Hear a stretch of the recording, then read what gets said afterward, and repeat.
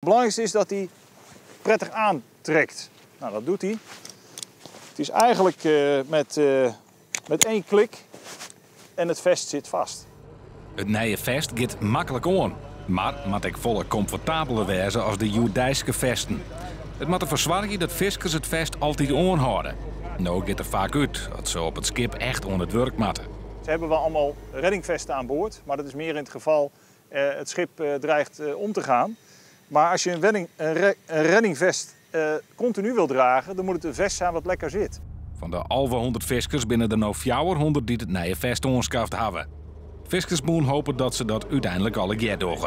Want als je met zo'n vest op boord slagen binnen de slachtoffers tenij rap weer om te vinden. Het bijzondere van dit vest is eigenlijk dat hij uitgerust is met een zendertje.